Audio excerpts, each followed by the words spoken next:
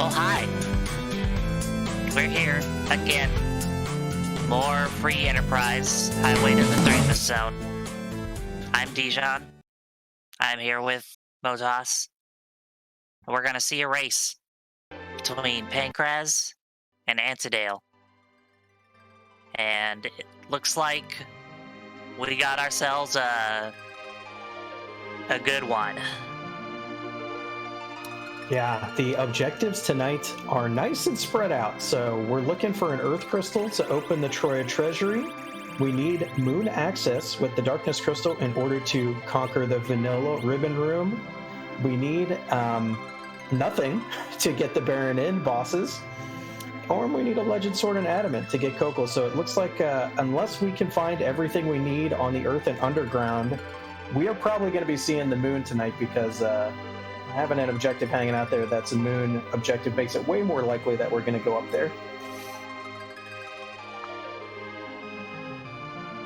Yeah, there's definitely no telling which, anytime you think you know which direction you're going to go for the objectives, it always gives you a curveball, so...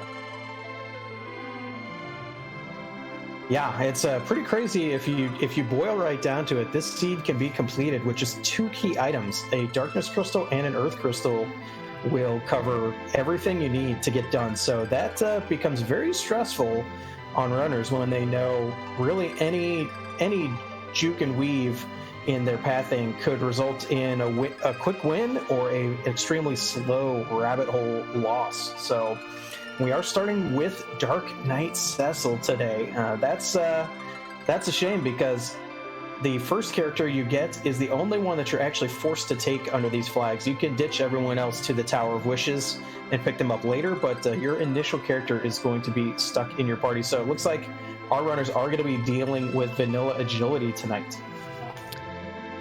Yeah, that is definitely right. And I mean, of course, you go up to Ordeals, you get the Paladin, which is pretty useful. Maybe you'll be forced to get the Excalibur for the objectives. Maybe we'll find a Crystal Sword. I mean, gotta open that treasury. Could have the goods. But you're still gonna probably want to find a Cursed Ring to bring down that agility. That's right. And also having Dark Knight Cecil in the party starting off, we were already going to be looking for Tella and powering him up anyway, so Ordeals is basically going to happen in this match, basically. And of course, Cecil wearing his very finest suit made of margarine. Butter Cecil. Ooh, this is nice for it. This isn't a progression key item, but package allows another character check. And as we've seen in other table flag matches, knowing what characters you have available to you is extremely important. So having an extra check basically for free at the beginning of the game is quite nice. Yeah, and our secondary character to start off is a Porum. Not going to take it immediately, but if we don't find a Rosa, I'm sure they will probably grab that Porum later on. Yeah, we've definitely seen a lot of favoritism towards the Black Mages in these flags.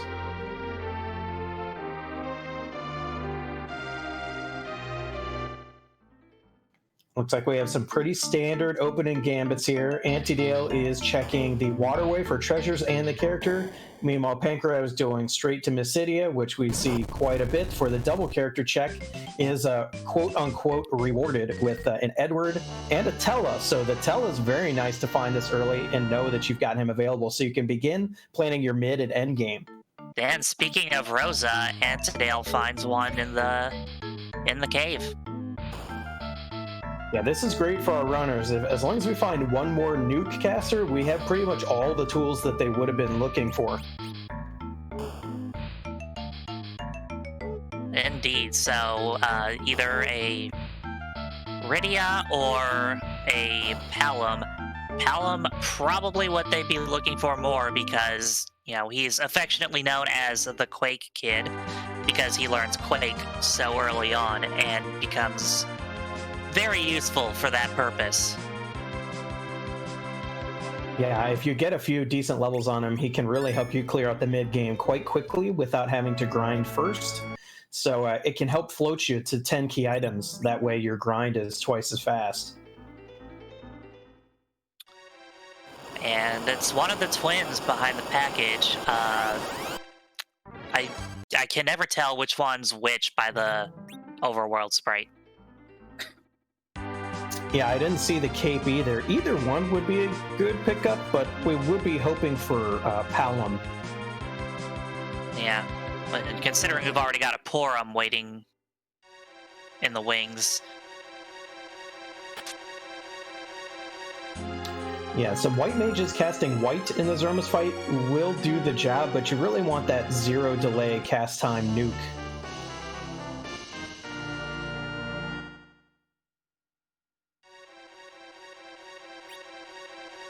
And there's a Quake Kid. Antidale turning him down for now. Would not be surprised if he goes back to get him, though. Yeah, once Antidale finds this Tella, it's going to be real apparent that the final party is already shaping up.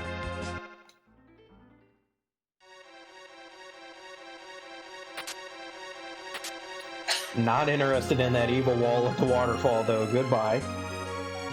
Anyway, here's Waterwall.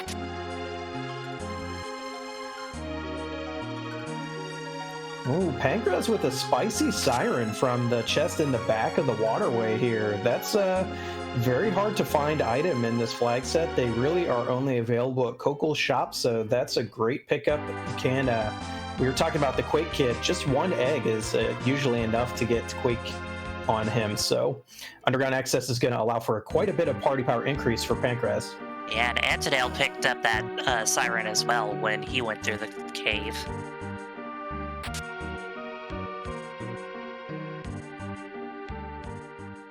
We can see Antidale kind of treasure hungry here, is diving into the right side of Castle Eblin, resetting out of the trap chest. Definitely wants the treasures here.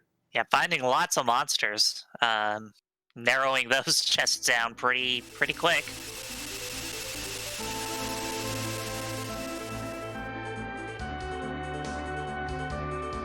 Wow. Wow. Yeah. I mean, better to find them before grabbing things that you need than to,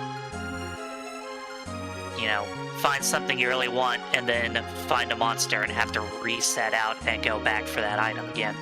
Yeah, that is kind of nice because now a lot of times you'll see players duck here on the right side and that's all the loot, but Antidale can now safely check the entire rest of the castle as well.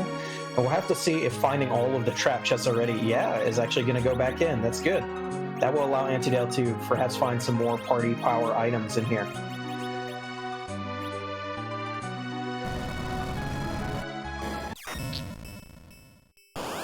Yeah, Antidale found a Lilith Rod in there, and I do believe Liz Fair is playing Lilith Rod this year.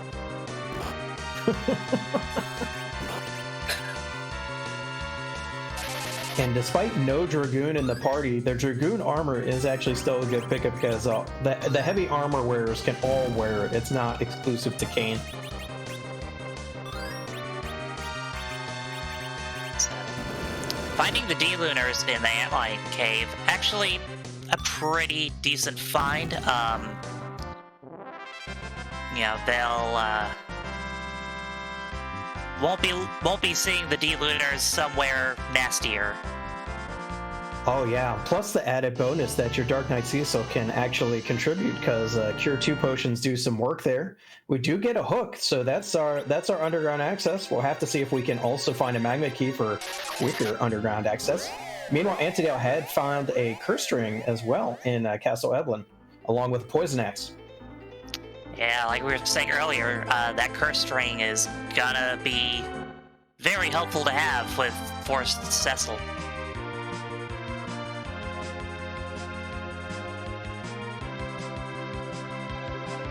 Antidale finding the really good news that Tella is here in Mysidia as well.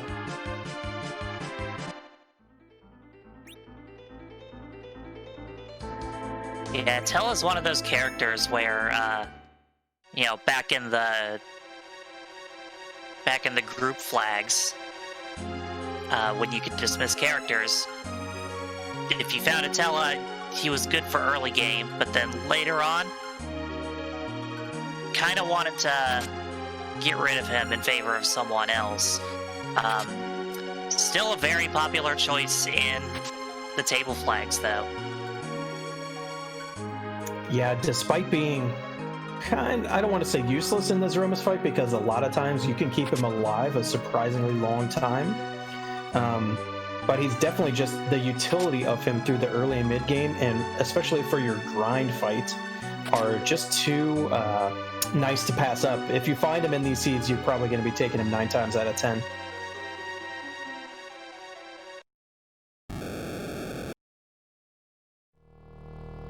Well, there's another nuke caster. Iridia is available. Yeah. I can imagine Pankraz probably not going to take her right away, though. If at all. Yeah, Iridia is a really good target to slingshot because her initial starting level is very low compared to any of the other characters that you may grab, which means it's basically they have to be at least 5 levels below your average party, meaning the lower their initial starting level is, the easier that character is to slingshot. So Iridia is actually one of the easiest, which means we may be seeing her kind of staying out of the way until it's actually time to level grind.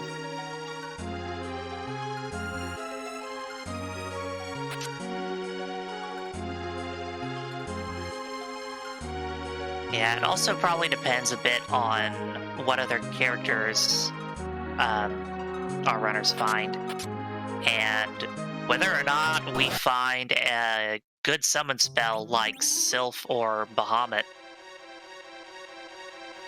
Yeah, you know, we still have the Dwarf Castle character and the Lunar Palace character, so if either of those are another Palom, I can definitely see potential for our runners to decide to take him instead of Iridia.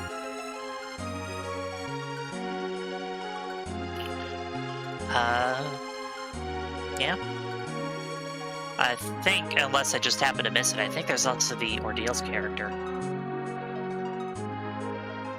Oh yeah, that's very true and free. And Baron Inn, we haven't seen that yet either. Usually you have a character to peek that, and nobody peeked it yet. Nope, yeah, no one's peeked it.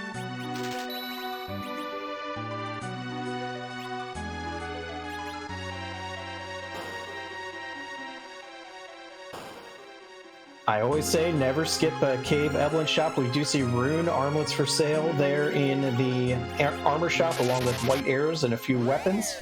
The item shop here, though, not seeing anything great. Yeah, item shop has the Odin summon. Not your not something you want to hinge your choice of Iridia on, because it's very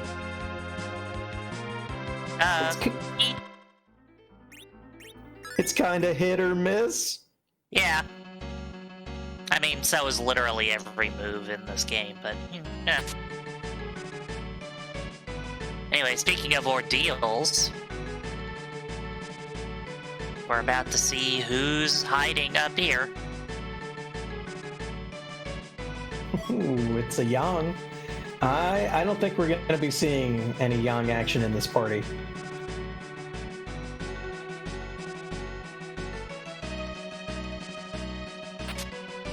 Pankraz continuing up the mountain.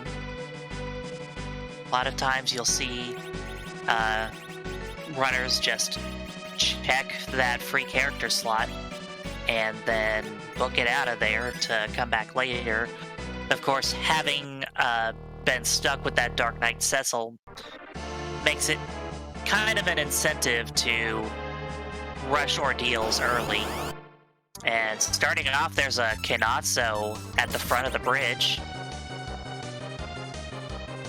Any runner will be happy to see this, because it means Kinatsu's not at a higher HP boss spot. His big wave attack is based on his maximum, or his current HP. So the higher the HP spot, the more damage is going to deal. It's nice to see him kind of here near the beginning of the game. Yeah, that Mylon and Friends spot, generally not going to be a threatening spot to find most bosses at. And Pankraz actually put the ninja hat onto Tella. You don't see that every day.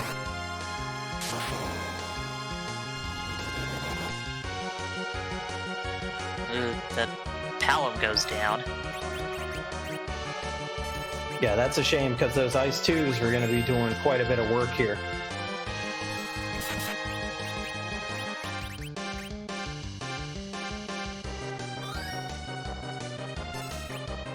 Antidale, very interested in full looting Cave Evelyn here, is still looking for some equipment, whether that be to sell or just because he wants the extra defense on his mages, is basically checking everything. Yeah, considering that this location is gated by the hook, you're more likely to find better stuff here.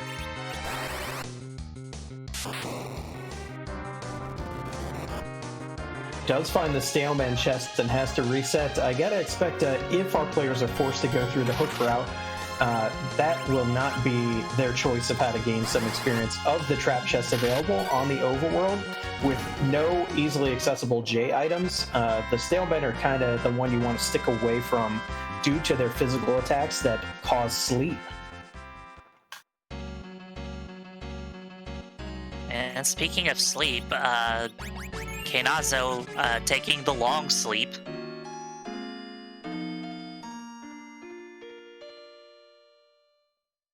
And pretty shortly, I imagine we'll be seeing what the back attack boss slot is here. Antidale's leaving no pot unturned, even checking the urns inside the infirmary. Hoping that this will be to earn. That is a back attack bomb. Oh, you hate to see it. It's a pretty long fight in this position. There's an extra 10,000 HP, so you're really you're gonna eat the explode at this point in the game for sure. Now, one multi-targeted Ice 2 should be able to get through the split version as long as Palom can stay alive. Yeah, Pankraz making heavy use of the bluff spell, or well, bluff. Yeah, sorry. I said that because it was on the screen. The blink spell to avoid getting hit by some of Mom Bomb's attacks, and particularly that explosion that should be coming.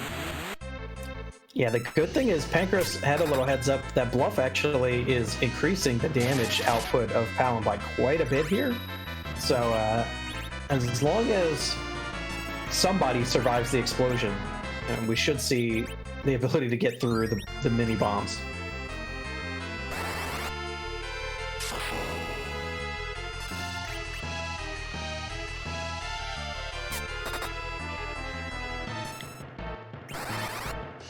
I also like that Pankraz's Dark Knight Setzel is named Donk. It's silly. And maybe he's from New Donk City instead of Baron this time around.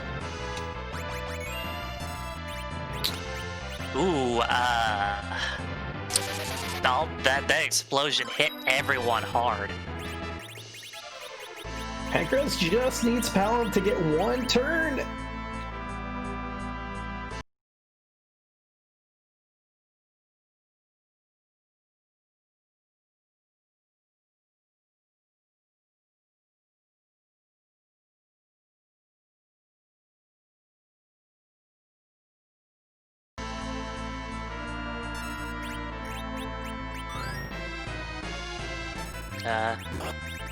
The Kenazo fight over on Antidale's side is lit. I see what you did there.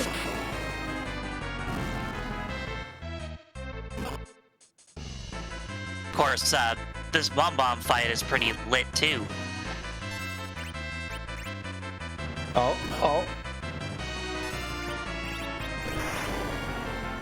Didn't kill all of them though. That's unfortunate. And now they're going to start exploding. And I don't think the party. Ooh, come on, Tella.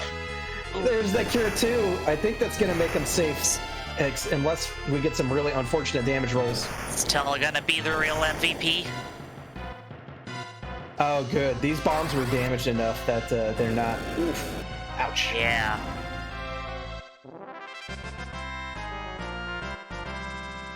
Yeah, he makes it out of that fight. Rosa and Cecil not gonna grab any XP, but kind of a moot point for Cecil since he's gonna be reset in a moment anyway.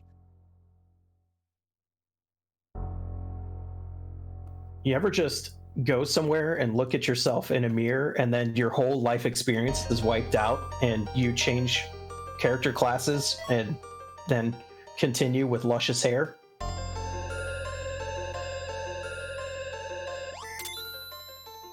I mean, that's oddly specific. Well, I forgot to add, you got to talk to the ghost of your father as well. That's a key part of it. And we do get the extra. Instead of Cecil's father, it's Rydia's mom here in the form of Threemus. So this is a nice double check. Wait, we have to talk to the ghost of our father. Is this Hamlet? Sure. It's Final Fantasy Hamlet. I'm betting Tella is the one who gets stabbed through the curtain.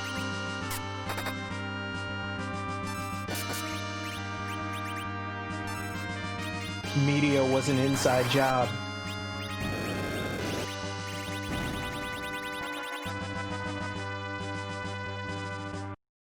So down goes the D-Mist.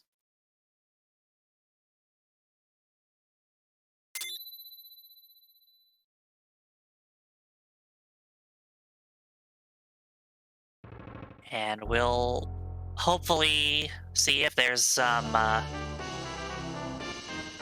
extra value from Rydia's mom. And Antidale finding a random encounter on Mount Ordeals. Guess trying to find some extra experience before getting through Mom Pom.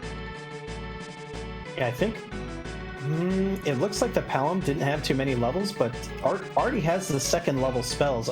I wonder what he's looking for here.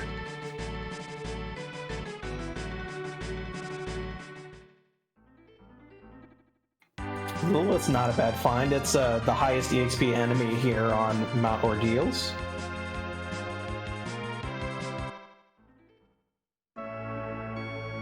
I guess maybe Antidale was just disappointed that he didn't find the Alchemy Gauntlet here. Just a few random encounters for old time's sake.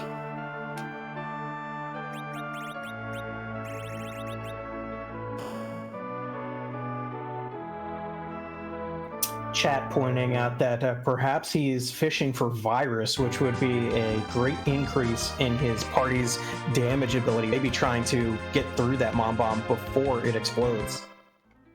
Yeah, definitely a very useful move to have. Yeah, despite appearances, there is no poison element in this game, and virus deals non-elemental damage, and there's no boss in the game that resists or absorbs the virus spell.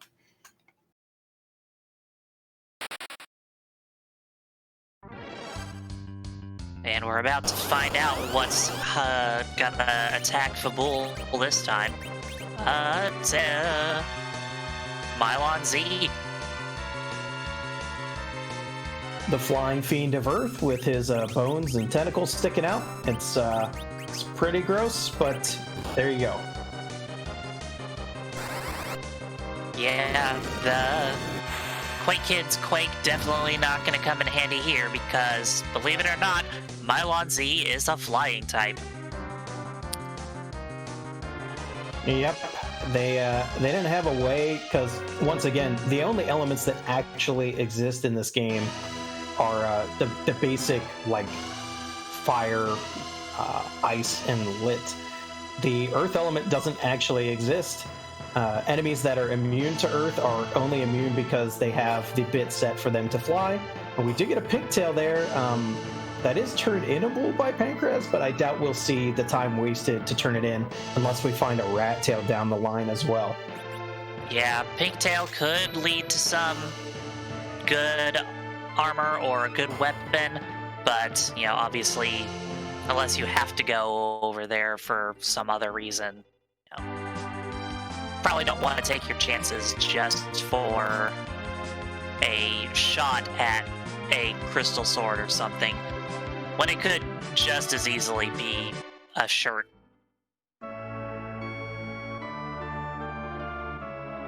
So I guess we will see if Rydia's mom has got it going on.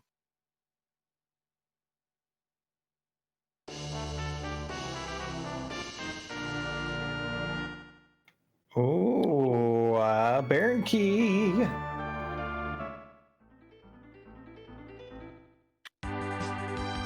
Yeah, not required as of yet, but there are 2 key item spots hiding behind that slot. And of course, got to go back to Baron anyway for Baron in, so...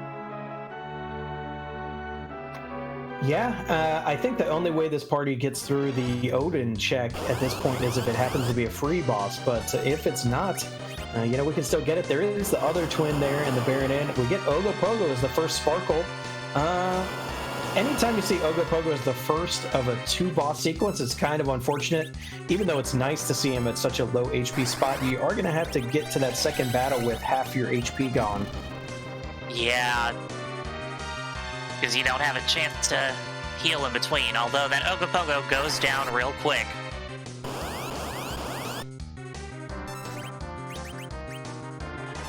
Ooh, that's not a fight you want to go into with half your health already gone. Yeah, the only lucky thing is this boss fight is not super fast, so... Ooh, ouch!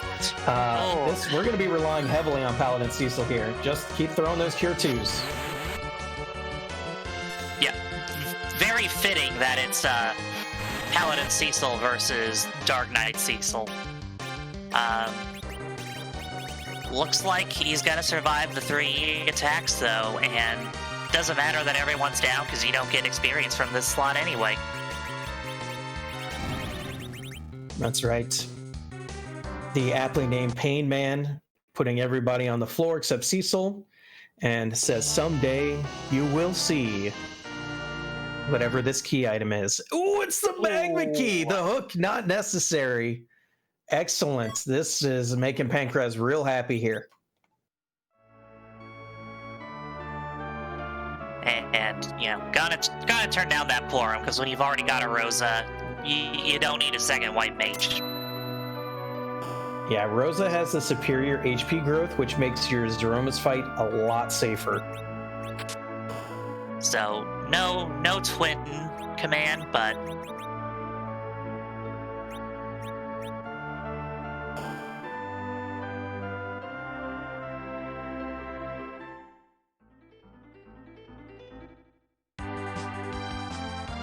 yeah, that Baron Inn is full of value. You got, you know, your first completed objective, and you got the magma key, so hook route completely unnecessary, especially since we know D-Mist is not there.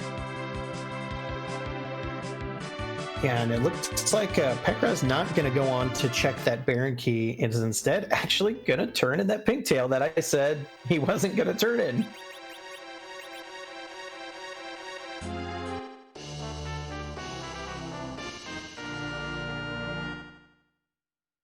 Ooh, and that's actually a pretty good payoff. Wow. Pankraz is rewarded heavily for going out of the way to turn that in. Excalibur's the second best sword for Cecil, so since we're forced to have Cecil anyways, that is a mighty good pickup. Absolutely, and we have no idea if we're gonna get the Legend Sword and the Adamant to forge one, so, you know, never punished. Yeah, and we can see Pankraz definitely still not interested in doing that Castle Baron check. Is going to get underground, check some freebies and check some shops under there where they're much better. And I don't disagree with this play at all. Getting knowledge is half of these table seeds. Knowledge is half. Knowing is half the battle.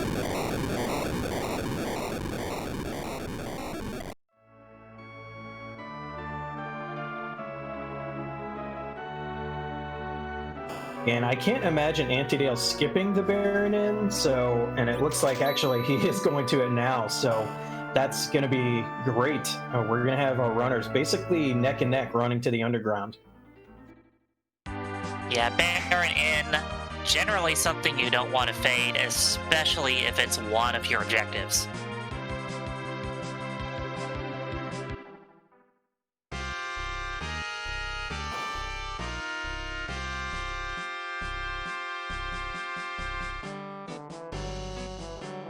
FF4FE going straight to the Dwarf Castle. Not sure if he's gonna go into the fight or just check the shops. Yeah, especially since we know there's more mages available over in Masidia's Tower of Wishing now. It seems to me like you'd want to check your free key item spots down here before you try any of the ones that actually take boss fights and cutscenes, like the one here in Dwarf Castle. Looting it, though, and checking the shops is definitely recommended. This and Tamra and the Feymarch shop, for that matter. And indeed is leaving the castle.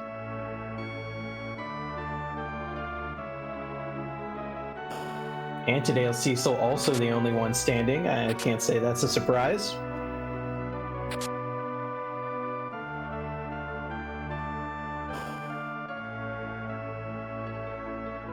An industrial engineering technician. You know, players go up there with the excuse that they want to check that treasury and pots, but really they're going for the fans.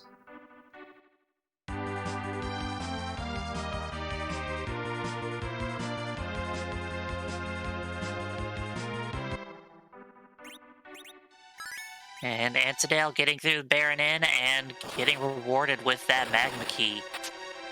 Not gonna have to touch that hook route. Anti grabs some Thor Rages there, even though Kanaza's already out of the way. I can only expect for some of the more niche fights and or Odin in the case that we have to fight Odin somewhere. Yeah, I'm guessing he wants to be prepared in case of Odin.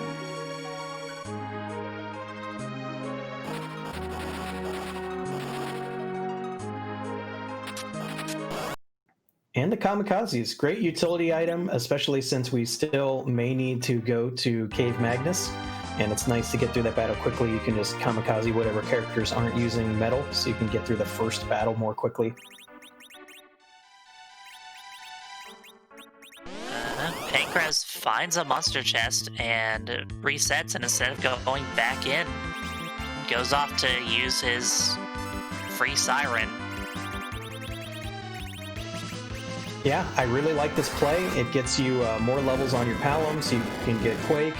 And then it's not like this is a full grind, so whatever fifth character you grab isn't going to be substantially behind, because the main EXP grind is going to slingshot them well in front of the rest of your party members, no matter what you do here.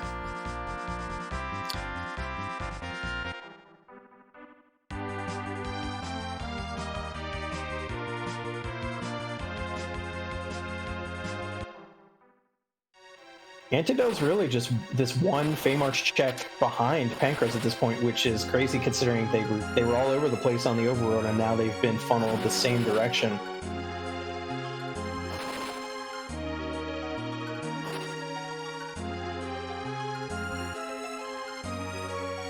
And after that one siren, FF4FE is going back down. Guess he wanted the extra levels in case he feels he can take on either of the bosses down on the bottom floor. The life staff that came from that Feymarch chest may not be a key item, but it's a very nice staff for any white mage. Also, hey, curse rings for sale. The seat is lousy with cursed rings. I hear you want a curve string. We got some in the shop.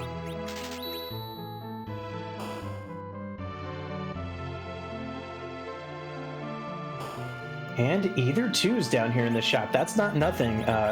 Tella is who we're going to be relying on for our experience grind through the use of the weak spell. And Tella only has 90 MP, which is not enough. Each cast of weak takes 25, and you're going to be casting it anywhere from 6 to 12 times during that experience grind. Well, we've got a king CPU and a queen sparkle that, could be a lot of different things, because I believe we've only seen the one. Yeah, if I'm these players, I kind of want to know which sparkle that is. And that CPU fight would take forever if we tried to do it now. It's definitely doable, but the time commitment would be absolutely atrocious. Yeah, definitely want to come back with more levels if it's necessary. Antidale deciding the same thing and going to check our next freebie, which is Sylph Cave. You're not going to get an item here directly. Instead, you're going to have to go back up to Fabul. When you let Sheila know that Yang is down here in the underground, she gives you her first key item, so that's what we call Sheila 1. And that's what Antidale's going to be going up to do after this Sylph Cave check.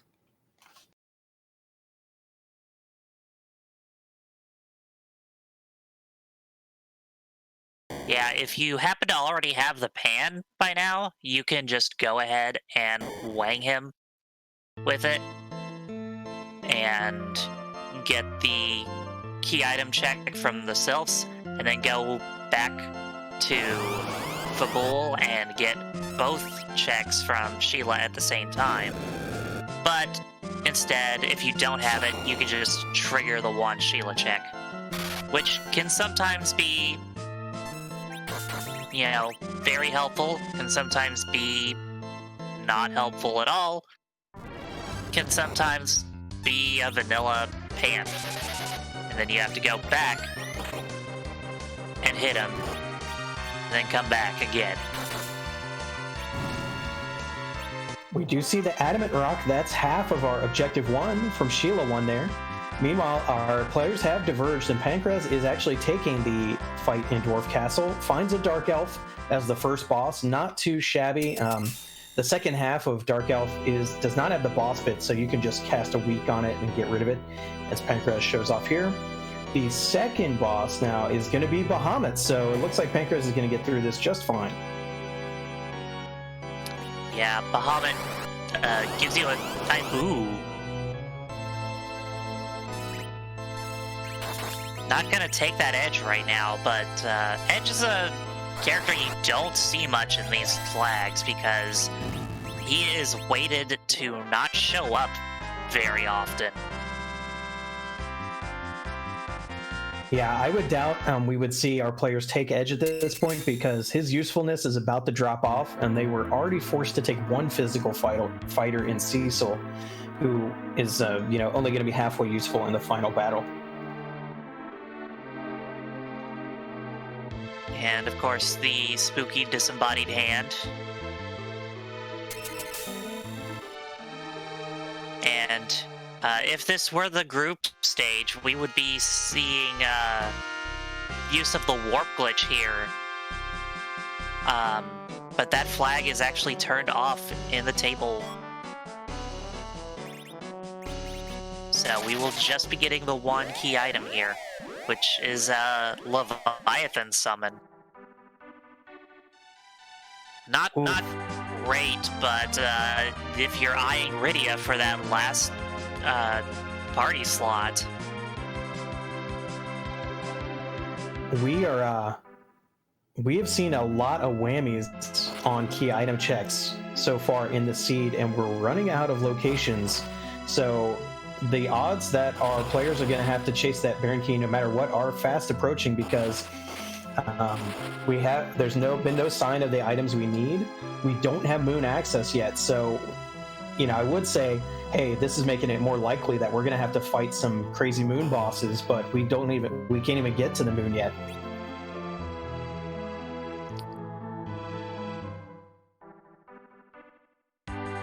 But this could also be shaping up for a moon that is not haunted.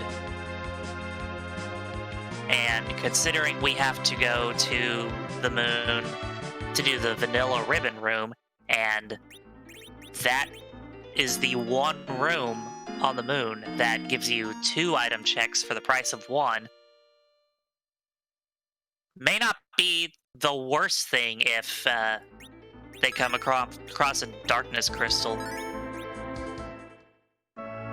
Yeah, darkness is such a linchpin right now because it not only gates moon access, which they need for the objective and for an additional 7 key item checks, but it also gates the Giant of Babel, which is where they're going to want to go to fight D-Machines to get their experience. Yeah, and neither of our runners have found the pass yet either, so it's obviously going to be necessary for Threemus access, even if you find the 3 objectives that are not on the moon.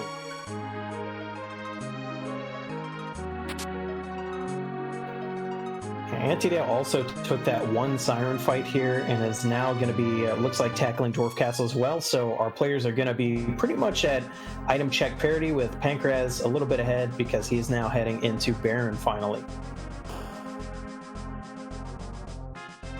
And it'll be interesting to see if he, depending on what he finds here, if he's going to chance going for the lower throne to see if he can squeak through it at this level, or wait for it till later. I'm also keen to see, only because I'm very selfish for myself and the viewers, if Antidale decides to do Keyless Tower, then we will, as the viewers, will have knowledge of pretty much everything available.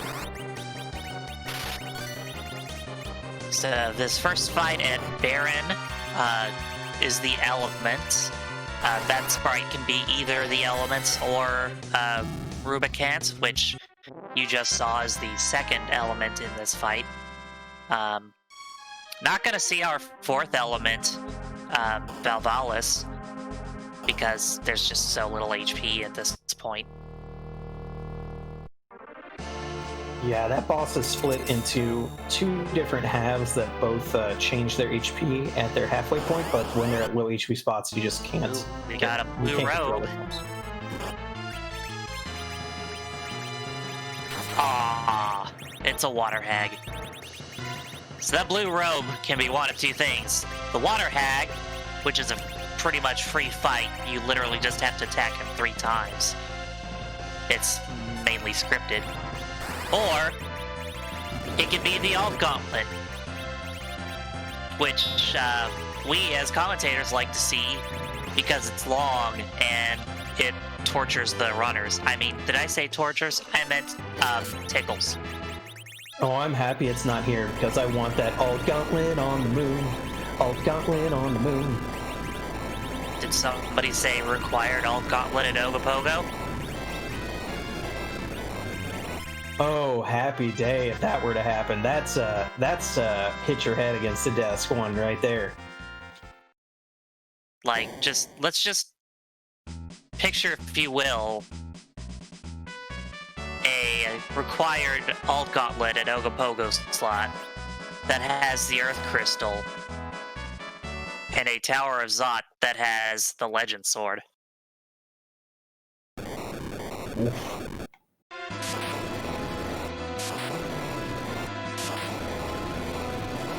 Yeah, I would almost consider that Alt Gauntlet at Ogopogo to be, like, worse to fight than Threemus. Yeah.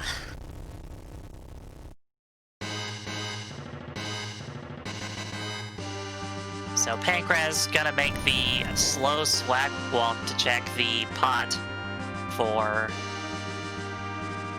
our first Baron Castle key item check.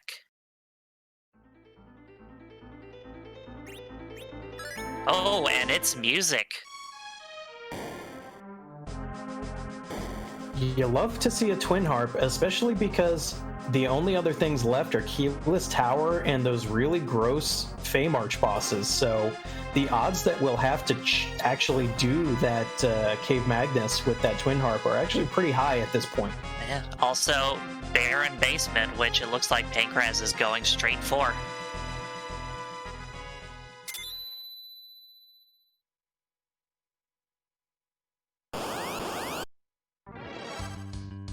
Oh, we got another Lunar Sparkle. Oh, it's Wyvern. That's a quick reset. Goodbye. Yep. FF4FE not gonna bother with Wyvern right now, because even with Star Veils, that's gonna be a difficult fight, because gonna have way more HP than what a reflected Mega Nuke will help with. And it looks like Antidale's being the people's champion here, and it is trying the Keyless Tower. So we're going to get basically full knowledge, except for the King and Queen Evelyn spots. We know what all the bosses are that we may have to fight at these spots, but we don't know what they hold. So it's going to be nice if this pays off for Antidale. That's going to be quite the nice lead change just off the dice roll. FF4FE getting his Adamant proc from Sheila after being a bit on autopilot and about to try to do the Fabul defense.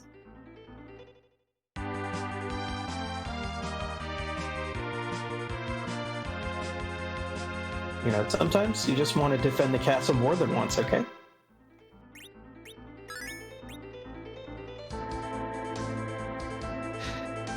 Defense machine broken. And yeah, FF4FE's gonna take that twin harp.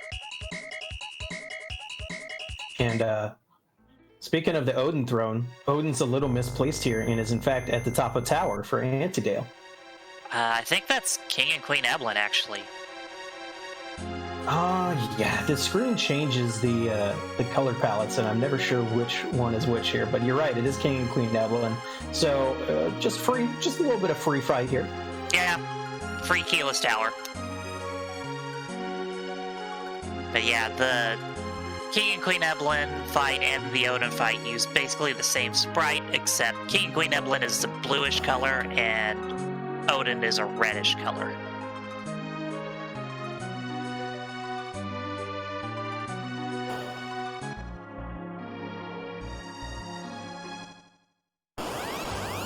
FF4FE is about to show us the music here, and we might see this first fight. Who doesn't have metal? Just Tella. If there's a kamikaze, there we go. One, just to get rid of Tella. That's nice. Heads up, FF4FE, for having that one kamikaze in your inventory. You know what would be the worst music to have here? Metallica. Oh, bazinga. Anyway, we'll stop talking for a minute so everyone can hear the wonderful stylings of DJ Spoony B.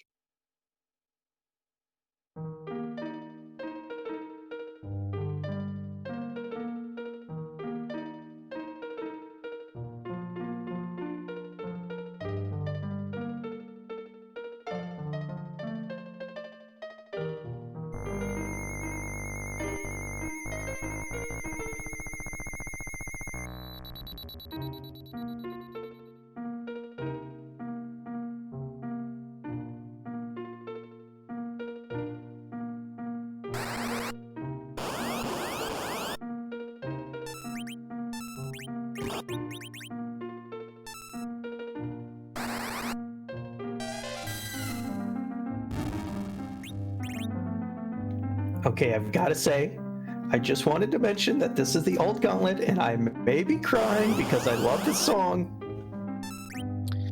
Yeah, but I'm sure this Alt Gauntlet is making him feel anything but simple and clean right now.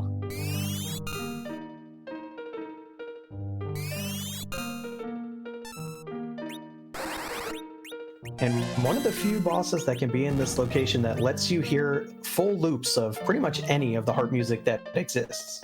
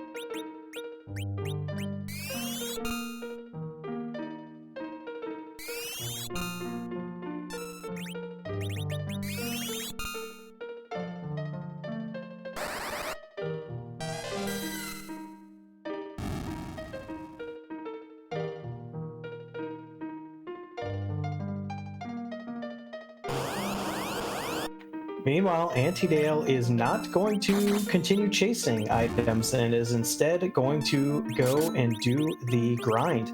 We see counting steps here outside Baron. That is a community developed method on how to still be able to get D machines even though the can't run flag is on. And we'll see if Antidale counts the steps correctly once he gets to the giant. An interesting choice considering he's still only got 4 party members. And he can't just pick up someone else as a anchor because Cecil. He still could hit Mysidia because he has to go to Mysidia to raise the whale anyways, and is probably going to pick up the 5th character there. Meanwhile, Pankraz is getting the pan here from Cave Magnus, and we'll have to see if this pan doesn't play out, then how long is it going to take Pankraz to actually do that keyless tower and find this darkness crystal?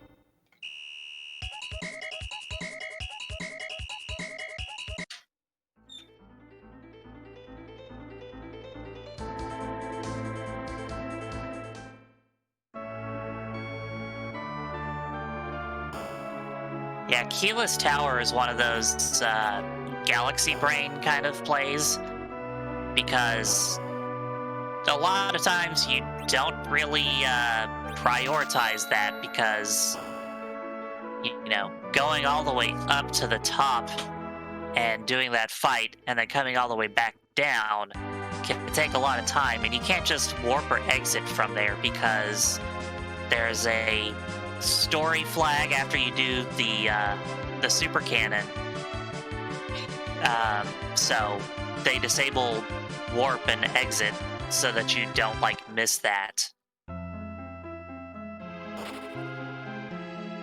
And as expected, Pankraz is chasing the pan, so we are at least going to know what the other possible route right now will give.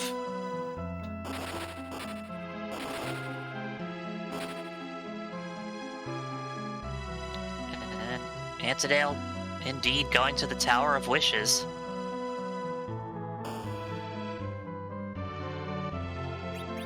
Looks like Rydia is the 5th party member. Yeah, this is pretty expected. You want at least 2 casters of nuke ideally for your reflex strats to work out. So we already had 1 Palom. Like we said before, white can be used instead, but it's just slow. It's slower. It has a longer animation, and it's also slower to cast it, so it's harder to time correctly.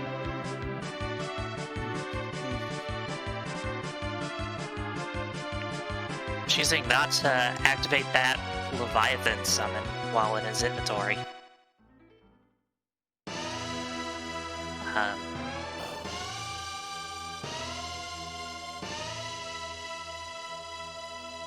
Yeah, I wonder if maybe he wants to hedge and see if he might need it for money, but there's only 1 more shop we haven't seen, so... Yeah, and it's on the moon. Which... Given that Vanilla Ribbon Room is one of our objectives... Oh, this is a little heartbreaking for Pankraz, because Sheila 2 was a bust. Yeah. So not opting to fight any of the 3 pretty difficult bosses that are available right now, and is instead getting funneled into that keyless tower. So actually the fact that those bosses were pretty scary is going to help Pankraz here, because it's going to help him discover this darkness crystal faster. Yeah, definitely.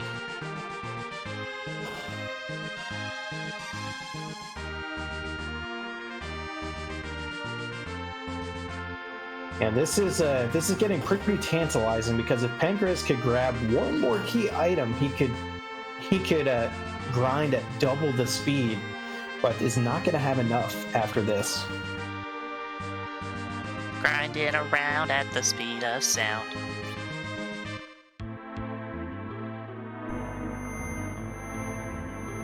And you might be wondering, hey, commentators, Pankraz has 9 key items right now, and he's going to get the Darkness Crystal and beat 10. Well, that's not actually the case, because although we have the pass on the tracker because it is relevant, it is not a key item.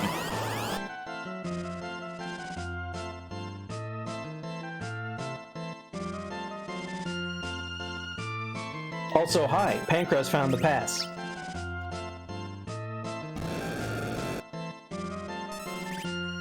Yeah, the pass functions.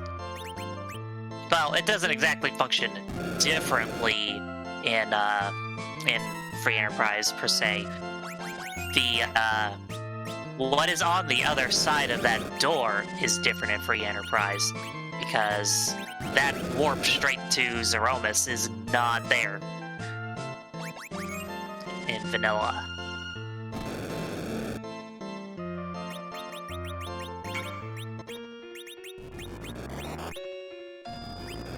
Yeah, the only good thing for Pankraz here is that Antidale has not found that pass and may not find that pass, which means once the other objectives are done, if we're still looking, because if, let's say we do go to the moon, we do fight the vanilla ribbon room, and we find the Earth crystal somewhere up on the moon, now you have to come back to Earth to open the Troya treasury.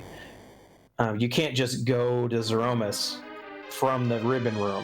So the pass will actually save quite a bit of time for Pankraz when it gets down to the end of the game, if that's the situation, because then Pankraz can just go straight to the fight. He won't have to walk all the way down the lunar subterranean again.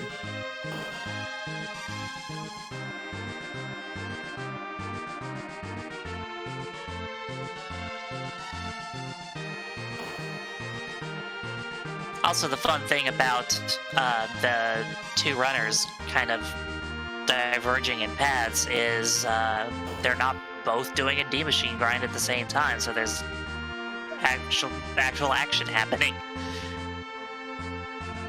I guess we should explain, there may be some viewers here who haven't been watching like tons and tons of matches this tournament. What Antidale is doing here, he has basically found the RNG seed to get this fight, which is the Searcher and 2 Beamers. He's gotten the Beamers out of the way, and the Searcher, when struck with any damage, while it's alone, will summon these D-Machines, or Clockwork Dragons as they're known in other versions of the game, which deal HP-based damage, so therefore you don't have to worry about dying unless you kind of mess this fight up. We can see Antidale Cecil is actually absorbing the fire damage as well. So you want to hit the Searcher, have Telecast weak on the D-Machine, hit the D-Machine, and have one of your characters using a life potion on the D-Machine, all in that order. And that's how to get through these fights as quickly as possible and get a ton of experience by the end.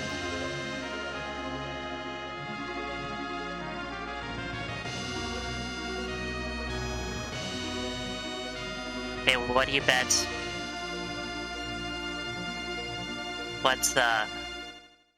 What do you think this party's favorite guitar is? Oh no, what is it? A Telecaster.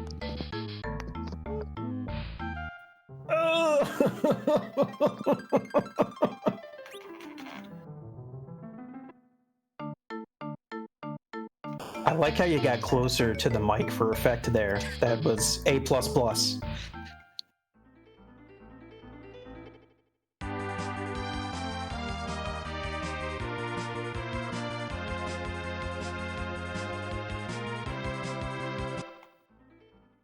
Yeah, and we can see here, Antidale with that level 1 Iridia, there would be really no way to keep her alive if this fight wasn't so convenient.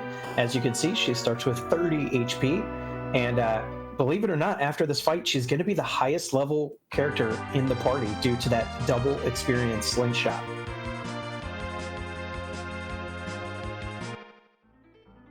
Yeah, the thing about the D Machine grind is people have it down to a science, so you can get through it with fairly minimal damage and low-level character not dying before the grind is done. But the way the grind was set up previously was a bit different, but it involved running from the incorrect encounters. And this tournament has flags, both from the group stages and the table stage, all stages, where you cannot run from encounters. So, basically that method of finding the D Machine was kind of invalidated. Well, then people just found a new way to do it. Now, it looks like Antidale is done, and the Palom didn't quite get to Flare, aka Nuke, but that's okay, because we still have the Vanilla Ribbon Room required anyways, so that's going to give enough EXP to get that Palom over the hump. Yeah, there's plenty of game left to go. Also, it looks like Pankraz took the edge. We'll see if that gives him an edge over the competition. I'm laughing, but I don't know about this play. I don't think Edge is who you want. You're already in the end game.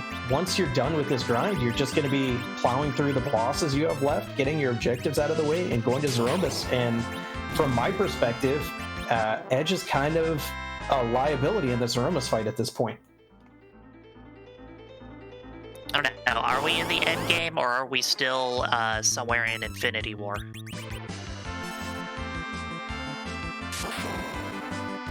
We're gonna have to ask Doctor Strange about that. We could actually be in Ant-Man and the Wasp.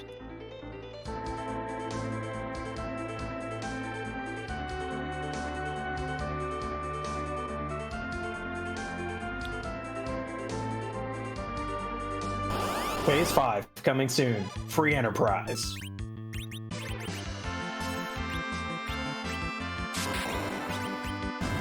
I mean, at this point, with all the Kingdom Hearts stuff, it's so a wonder that Disney hasn't bought out Square Enix by now.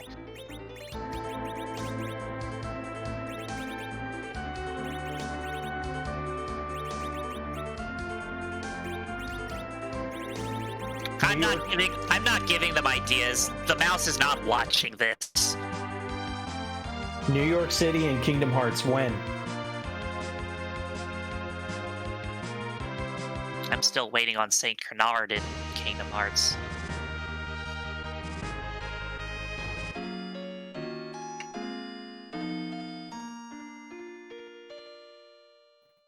Well, Antidale gets to the moon, shows us the character that he's going to be unable to take. Happens to be another Rosa. Rosa on the moon. How did it get there?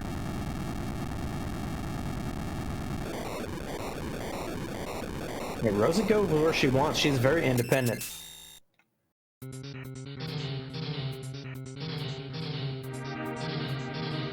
She didn't even have a darkness crystal. I mean, I'd much rather she be alone on the moon in the airless void of space than, well, I guess this moon's artificial, so it probably has air, now that I think about it. But, I mean, if she went to Kaipo, then she'd get the desert fever, so...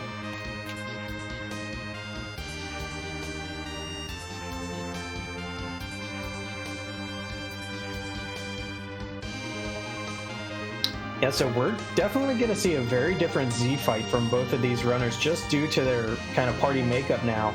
We're going to be seeing more of a hybrid strat from Pankraz, whereas Antidale is going to be all in on the reflect strats. We might see a partial hybrid from Antidale because of that Cecil. that X-Cal will do some decent damage, but he probably won't like Berserk or anything. Yeah, Berserking is possible, and then you gotta have an item to get rid of that Berserk. Because the whole goal of Reflect Strats is to skip the HP refill that Threemus has, and a Berserker will definitely ruin that for you if they attack at the wrong time. Yeah, so like a well-placed Unihorn or something. Well, it looks like we're about to see that ribbon room. Yeah, I can't fault. I'm pretty sure both of our runners will be checking bottom up just because this is the objective and it's so juicy to begin with. So it would be, I don't think it's a misplay to go top down, but you can understand why they're both going to go bottom up here. And we've got an antlion on the moon. Of course, only physical attacks trigger its counters, so... But it's still gonna hit hard, as you can see with that Palom taking a huge chunk of damage. So, Blink strats and it looks like cover also coming into play, while Radiant Nukes and Palom lits. Yeah, you know, some runners just see Cecil as a potential juicy piece of damage with his Holy Swords, but actually using him as a cover bot can really help you through the mid and even the late game, as we're seeing here. Just put a blink on him, and now that Palom is 100% safe.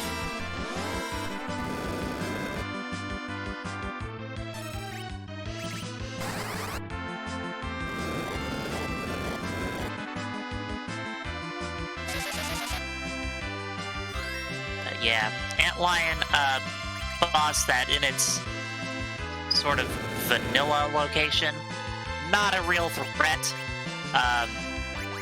Can hit pretty hard and have a lot of HP elsewhere. Still, not a challenge for antidale. And there's that nuke we were talking about on Palom. Very good counting from Antidale. Knew that it would be, but it's a strikeout. Just a Zeus Gauntlet and a Gungnir Spear. The Zeus Gauntlet will be nice for Cecil, but the Gungnir, totally useless. No edge in the party to throw it, and no cane to equip it. Yeah, but at the very least, we have our second objective complete on Antidale's side. So, objective-wise, Antidale is ahead of Pankraz, but there's still so many ways this whole thing can go. Oh, we get this Moon Odin. That's spicy. Antidale is doing some really great, like, very detail-oriented play here. He actually equipped the Dwarf Axe on Cecil. Two things that'll do for you. One, it changes Cecil's agility to be more advantageous since he is our anchor here, and also it back-row glitches him, so he's been switching to the Excalibur after the battle begins, and the agility, all the relative agilities are set. It's pretty heads up.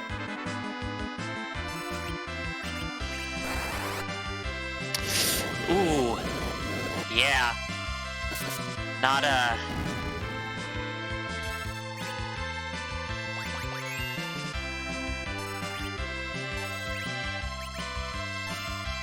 Didn't exactly go the way Antidale would like that to go. Yeah, and I don't know if it's...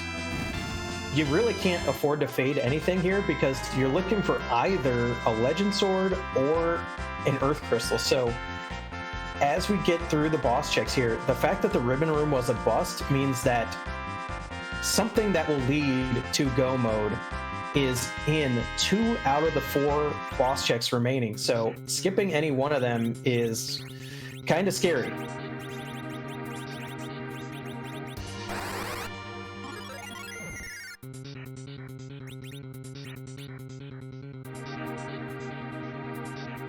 Meanwhile, Pankraz is now done with the grind as well, and we'll have to see where he decides to check now. If he's going to go check those Feymarch bosses, going to try the Wyvern at the Odin spot, or go up to the moon with Antidale.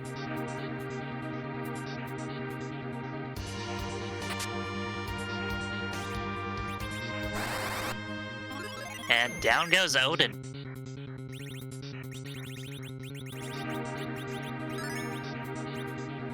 Ooh, Crystal Ring is nice, but this means 2 out of the 3 locations that are here are going to pay out somehow, whether that's a rabbit hole that leads to the item we need or the item itself. That's going to be the Wyvern spot, the Ogopogo spot at the bottom, or the spot at the very top of the moon, along with Bahamut, which Antidale didn't check.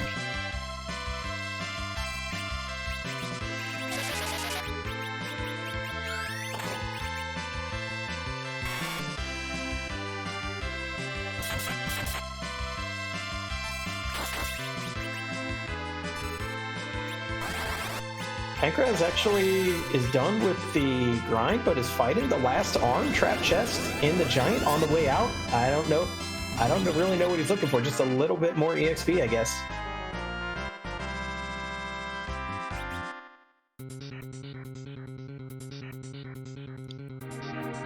And Antidale fighting a Pale Dim on the moon.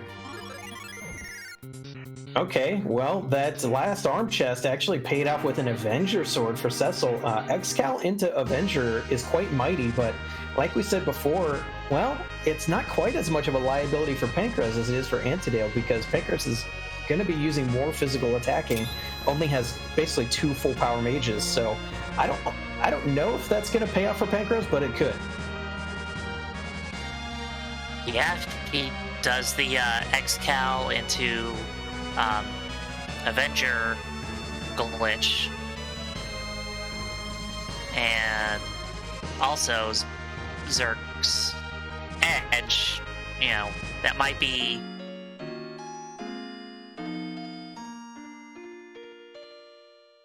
a good bit of damage to, you know, zoom past that refill. But still, you know, words.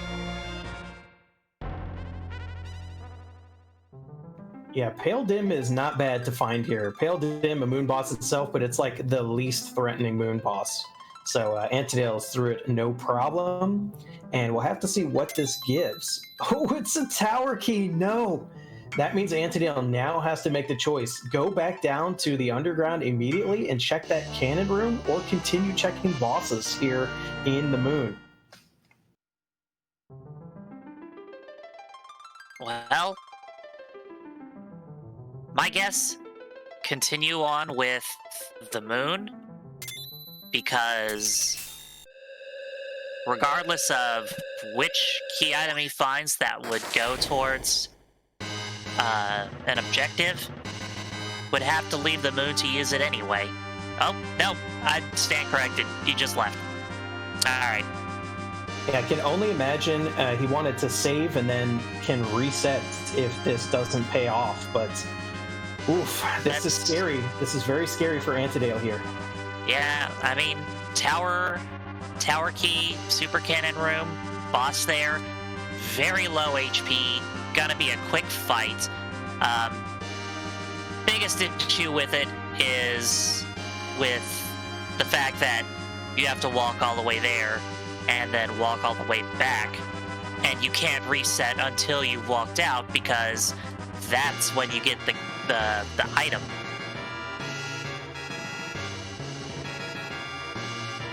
So if there's nothing important there, could be a lot of wasted time. Yeah, this is definitely FF4FE's chance to make up some time here, because he still has to do the ribbon room and get that let down. Yeah, if FF4FE does the bosses appear in a different order than Antidale, then that could be it. Also, I hope that save he just made was in a different slot. It's like, to my eyes, it didn't look like it moved, but I also have terrible eyes.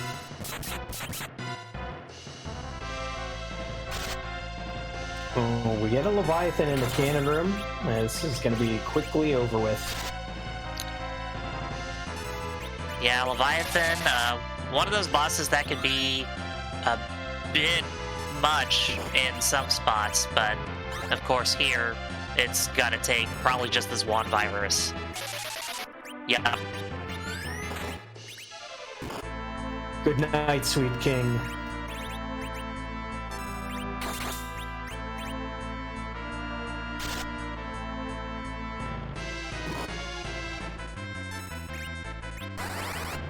Okay, now, if Antidale exits the tower, and this item is not the Legend Sword or the Earth Crystal, that is super awful news for Antidale. Chance, man, what virus-filled sushi basically just be food poisoning?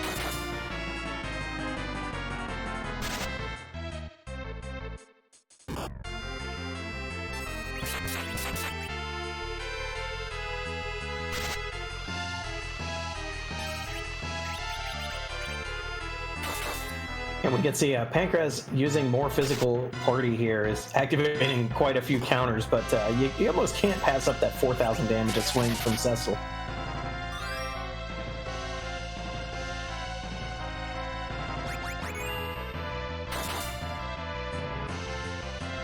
Alright, moment of truth coming up.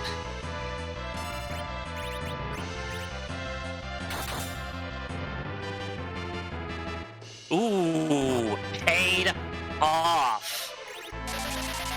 Now, this match isn't over, okay? Because Antidale may have the Earth Crystal, has to go to Troya, but doesn't have the pass, so has to go all the way back down the Lunar Subterranean. If Pankraz can find the Legend Sword up in the moon instead, he will have a much faster time getting back to Zeromus after his final tournament.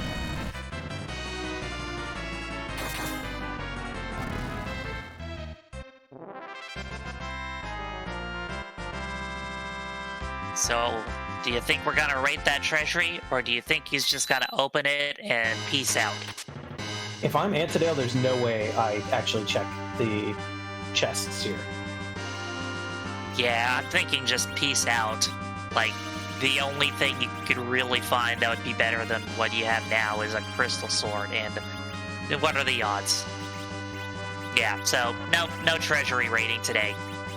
Yeah, with Antidale not really even going to be relying on his Cecil that much either. Like, better armor for the mages would be great, but it's just at this point, this deep in the tournament, it would be too scary to waste that time.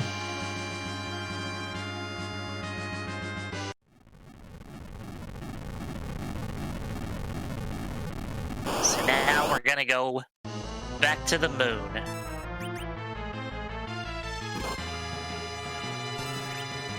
Pankraz finding this rude Odin.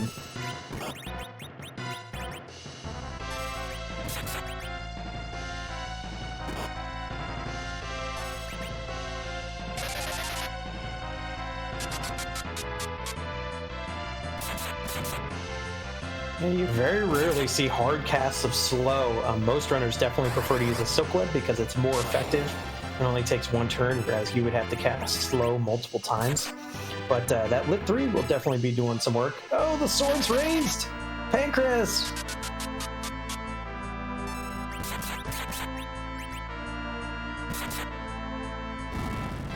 Yeah, my guess either Pankraz doesn't have Silk Web, or he just has one that he's saving for Zeromus.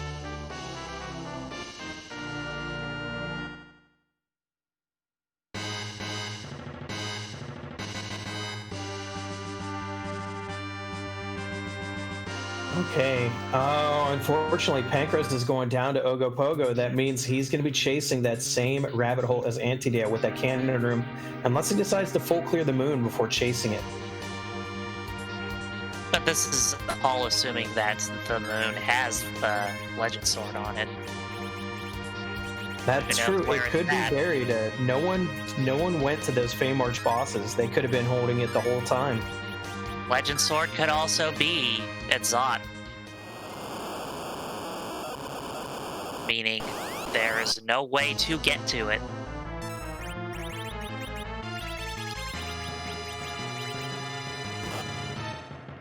We already had a required keyless tower. It would be too crazy if the other objective was hidden behind the final one that runners are going to do. But we'll see it in the aftermatch. Crazy is my middle name. Is it really? Well, it's actually Alexandra.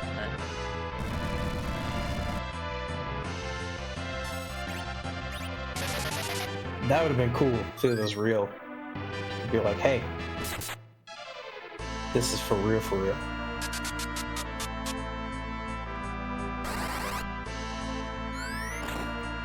FF4FE making use of that Avenger here in this Paled In fight as well. In case we never really said, the the way weapon switching works in this game, it doesn't actually update your stats until you take an action with the new weapon equipped. But since Avenger immediately berserks you after you equip it, you're unable to take a turn, and therefore it doesn't update your stats. So right now, FF4FE's Cecil is attacking with the attack power of the Crystal Sword. In theory, you do sometimes have the time to, like, select an action and that will update it, but...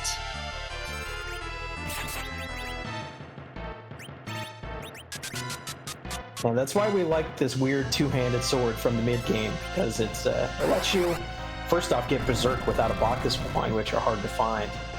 Or a cast Berserk, which takes up a turn from one of your casters.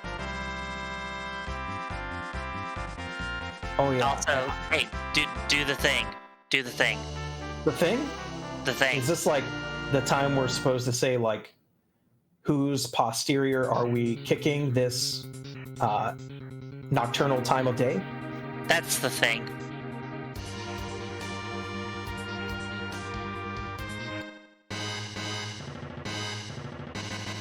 So yeah, we have... You've got to know this if you've watched a Free Enterprise match before. We have random graphics for the final boss, of which you're about to see once we throw this crystal on him, which was the whole point of all these key item hunts, because you cannot beat Threemus if you don't have the crystal.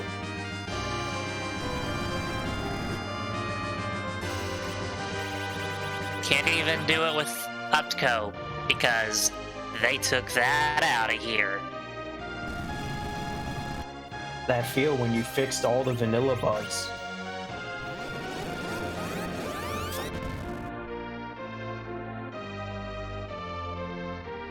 I mean, there's some of the weapon bugs that are not fixed, but...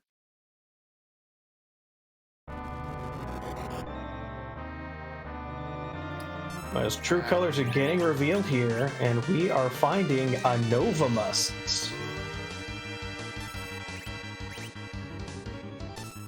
I don't know what that is. Chat, help us out here. Your commentators are clueless on where this sprite is from. Where's Scala when you need her? Probably watching one of the other...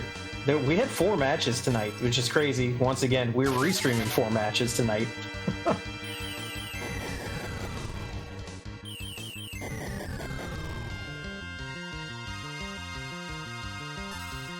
We are seeing FF4FE continue to search the underground, so if this is a Legend Sword, FF4FE won't be too far behind still.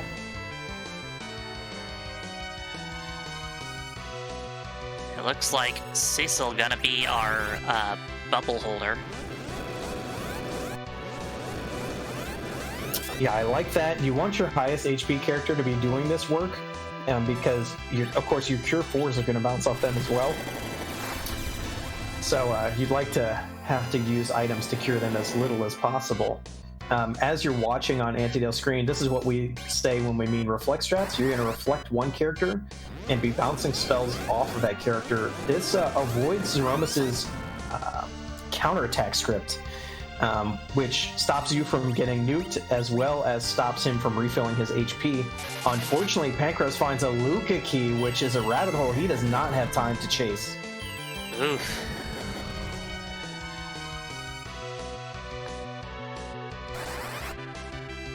Oh, and he's exiting.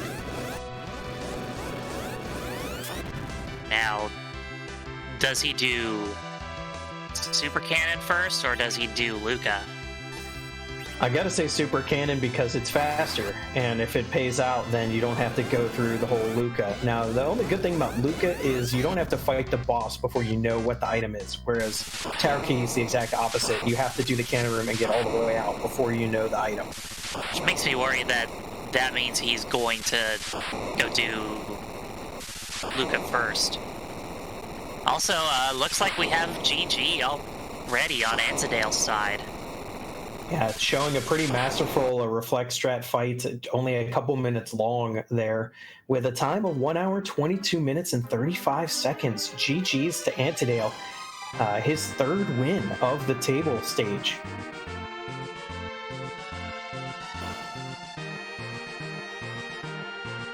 So yeah, you can definitely see how much time the reflect strats cut off if you don't do that refill. Also, Scala says Nova is from Azure Striker Gunvolt. So thank you, Scala.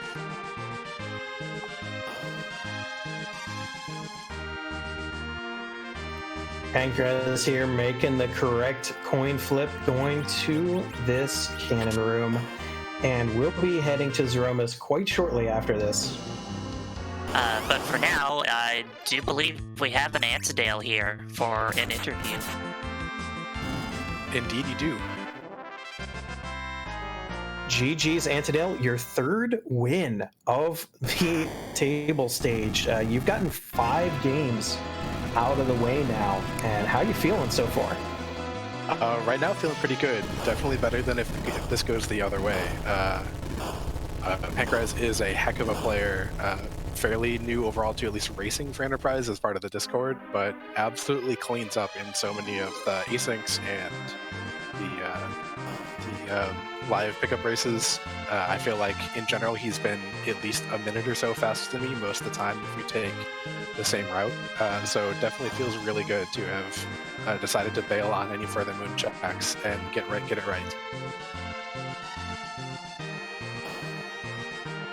Yeah, so what made you go Keyless Tower when you did?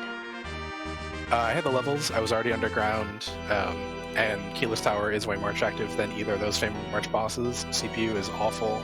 I don't really like doing Baron, and Baron was on the table way earlier, so I was going to keep fading it pretty much forever. And I didn't really want to climb back into the Fame March and even see who that Sparkle was, so it was definitely going to be the Dwarf Castle into Keyless Tower and then see where it's going from there. After that, it's probably then Baron Castle, because the Fame Arch is just that little appealing to me with that party right then.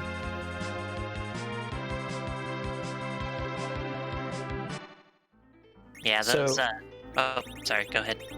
So throughout the seed, you had a pretty direct path. There were a lot of coin flips involved, of which you and Pankraz kind of took opposite options a lot of the time. But what would you feel now that the seed is done?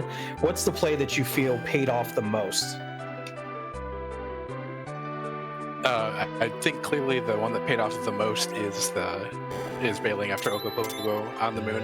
But I think the Siren usage there on to get Palom the Quake was pretty nice.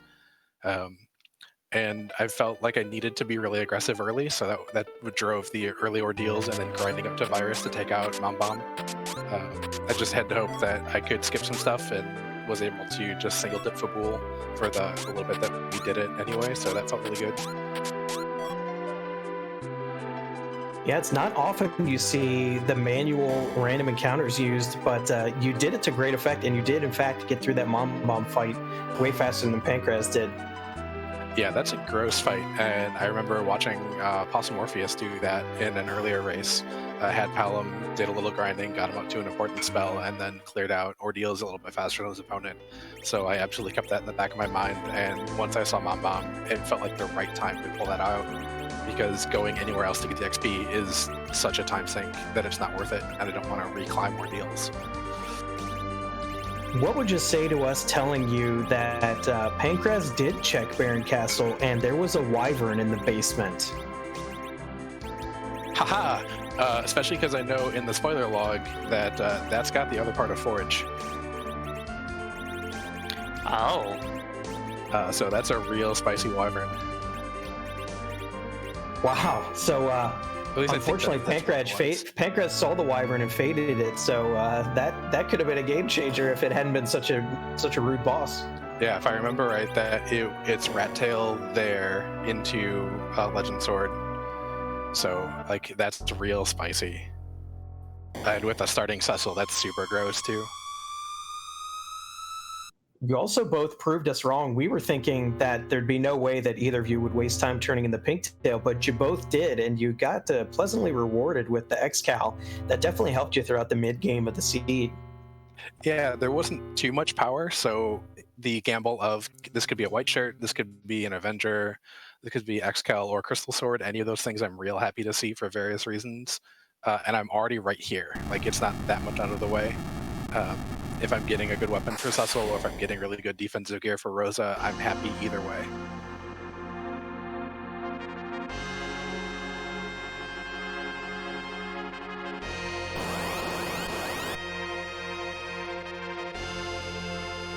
Cool.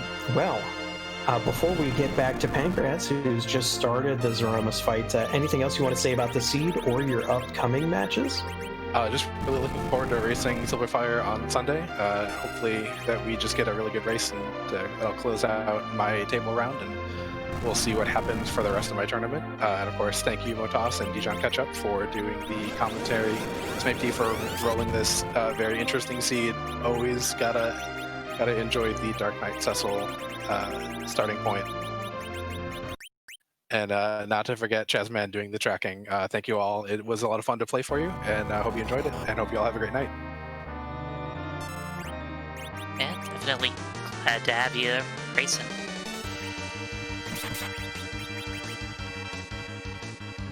And we are on the Novamus fight on Pankraz's side. And yeah, it looks like he's gonna berserk up that edge.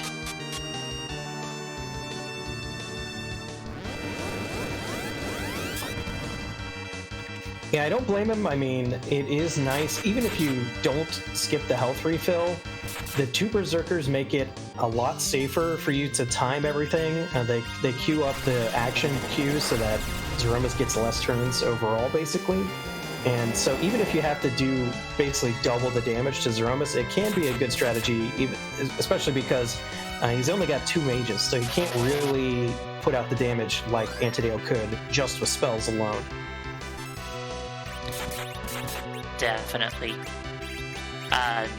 So yeah, it shouldn't be too difficult of a fight for him, but a bit of a longer one than it was for Antidale.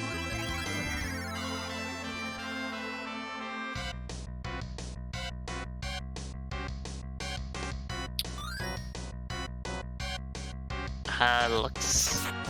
I think he might have mismenued on Palom there again and did Warp instead of Nuke.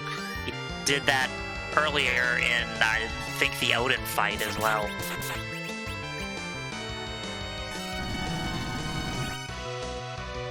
And of course, one of the drawbacks to doing Reflect strats is if you cure for your whole team, the bubble is going to send a bit of cure back to Zeromus as well.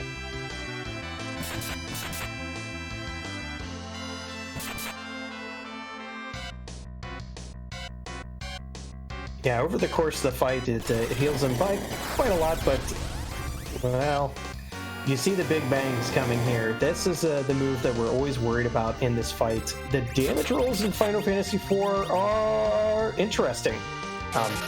You see very high ranges from the bottom end to the top end, because a lot of this game's damage formula is based on like number of hits. So it's not just one damage calculation, it's multiple damage calculations and if they hit or not. So Zeromus can actually hit quite a bit higher than you can see on the average Big Bang, which is why we worry about mages like Palom, Porum, and Rydia, who have kind of low HP growths. Yeah, there's definitely a lot to the Big Bang Theory here. I see what you did there. I saw it.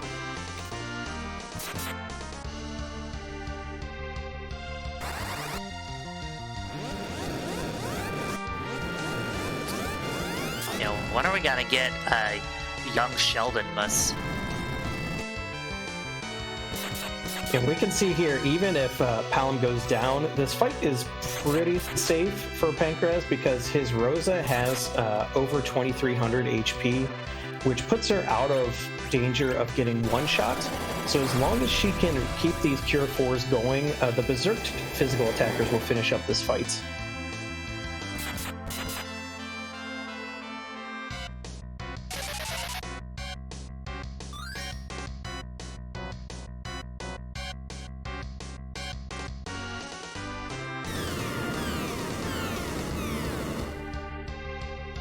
Oh, and there's the rocks. So we are close to the end here.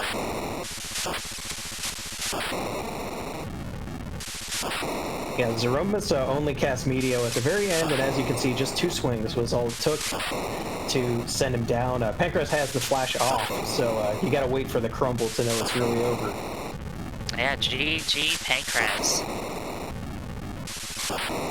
Even taking completely different paths, I can't really say misplaying anywhere, just a little bit of dice flipping gone wrong, and a Barren Castle that didn't pay off, and Pankraz still finishes just 11 minutes after Antidale.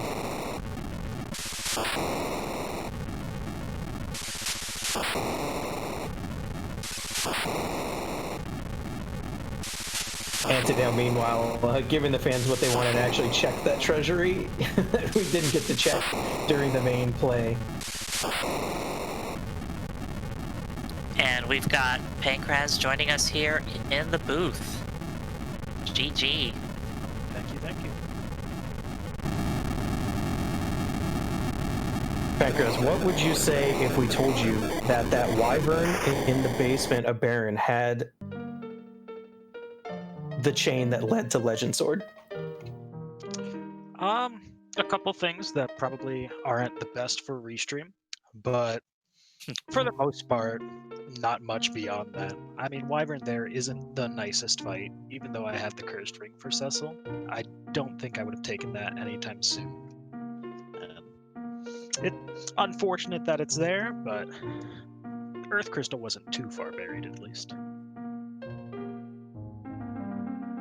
Yeah, we did see some nice heads-up play for you there in the Lunar Subterranean. You checked a little bit more spots, but we noticed you had saves ready in case you had to scum.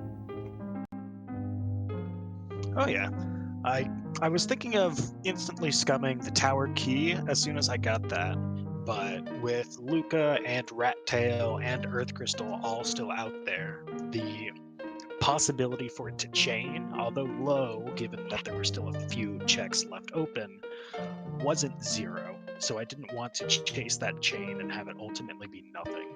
And while I had the pass in hand, so I stayed up there a little bit longer, scumming my way through some checks to maybe find something.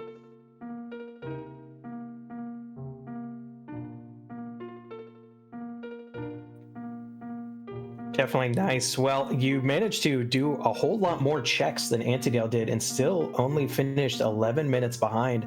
What do you figure was the best play, the best basically routing decision you made during this match? That's hard to say. I do like the ending with the Lunar Subterranean, what I did up there. I think that maybe it's not the optimal play in every circumstance, but in this circumstance it definitely wasn't a bad play. I'm not too upset with anything else really, like checking all the overworld checks before diving hook, although diving hook to get the character and boss information first. I'm not upset with my play by any means in this match. Yeah, absolutely. This puts you at 2-1, so you're basically still with a positive record going into the second half of your table flags.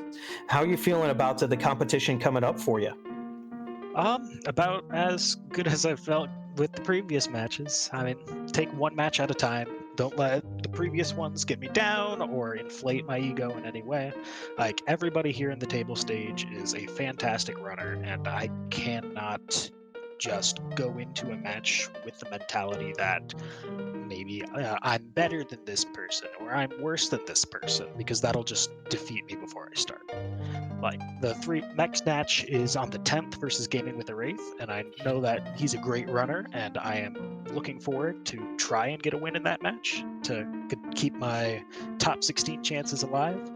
But gonna take a couple days and focus on that match one at a time.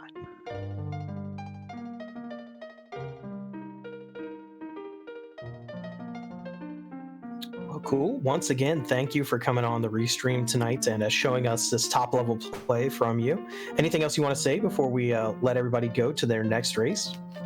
Not really. GG's to Antidale. I'm sure it's a great race, and I look forward to watching it. And thank you to all of you here doing the restreams, Maybe on Restream, and Dijon Motas on comms, Jasmine tracking. I worked with 3 of you guys last night. We did a great show, and I look forward to hearing just what you have to say about this match. All right, well, GG to you. Thank you. You all have a good night. Me too. While we're here, I do want to throw out a shout out to the Random Mania networks. We've had 2 matches restreamed, one on Random Mania Prime and one here on Random Mania 2 tonight. So just another thank you. They've been one of our great partners for many events, not just this tournament. We are going to be sending you over to a race in progress between Slippy and Flurry over at the home channel, Free Enterprise. Anything that you'd like to end us off with tonight, Dijon? I would just like to say that I'm hungry. I'm hungry too for more Free Enterprise. Also, don't spoil this race. Don't spoil, don't spoil. They wanna watch this race. Don't spoil, don't spoil, don't spoil, don't spoil, don't spoil, don't spoil. We have a lot of fun here.